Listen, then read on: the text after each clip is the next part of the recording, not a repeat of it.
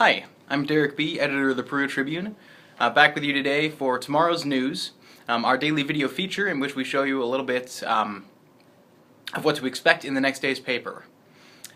I'm coming to you once again in standard definition because my tripod is still on the loose somewhere, but I have a good lead, so hopefully I'll be back in HD tomorrow for Friday's video about Saturday's paper. In the meantime, in Friday's paper, Chad Abshire tells us a little bit in our lead story about the first court appearance of 18-year-old Rannin Schuler, who is a suspect in the Sunday stabbing death of a 19-year-old Brayton Kelser. He also allegedly stabbed 18-year-old Dominic Tyler of Bunker Hill and then lied to investigators about it, which has gotten him charges of obstruction of justice and providing false information. He said in Miami Circuit Court before Judge Tim Spar that he would like to be released and conduct his own investigation. Spar denied that request after Deputy Prosecuting Attorney Jeff Sinkovics objected to it. He will be in custody continuing, no bond reduction either. And there will be another hearing next week about getting him an attorney who can help him with that kind of investigation and mounting a defense. Chad, who was there in court this morning and saw Schuler on the video conference, said that he looked really tired and puffy-eyed and had an obvious injury on his hand. We still don't know how he got that hand injury in the scuffle on Sunday, which involved at least one other person who lived at the residence. We're hoping to get more details about that investigation soon, and that everybody will be brought to justice. In lighter news, I went out earlier this week and talked to some folks around here about their Christmas decorations, which they've been putting up in the unseasonably warm weather this week.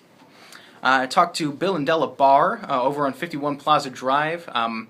They have one lot of their own in the Plaza Trailer Court, and they actually have used 5 others that are currently unoccupied to create a winter wonderland full of lit-up displays, a gigantic snowman.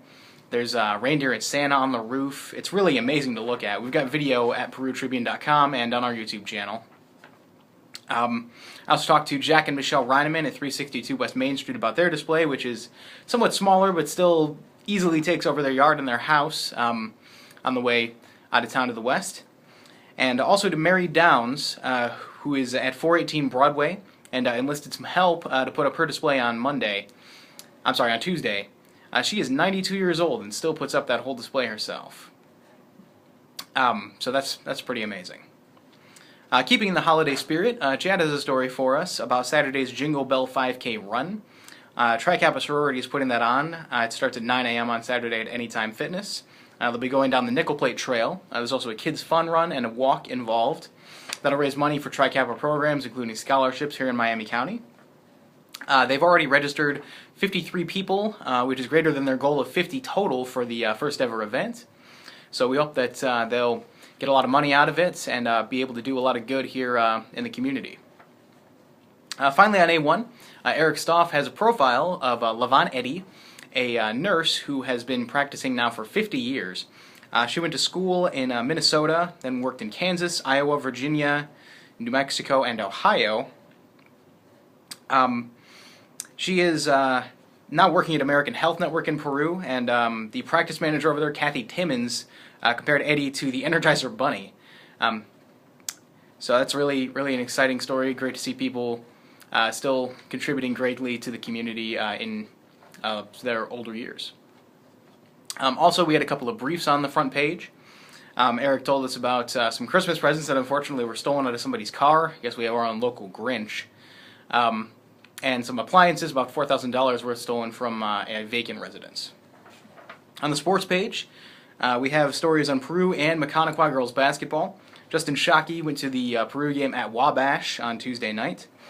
They lost 64-33 to the Apaches. Coach David Weeks said they have to get more defensive pressure.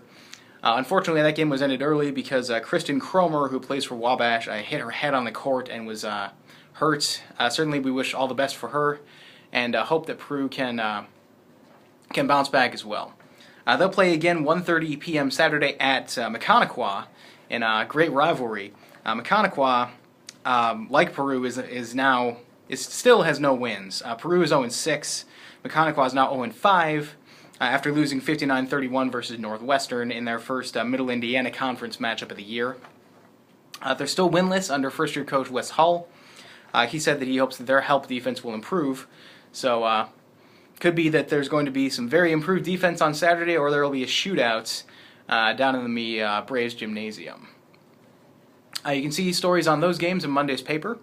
You can see all the stories I just told you about in Friday's paper, or you can see them tonight at PeruTribune.com. You can find them also on Facebook and Twitter. You can find me and our reporters on Twitter as well. Until tomorrow, that's tomorrow's news. I'm Derek B. Have a great Friday.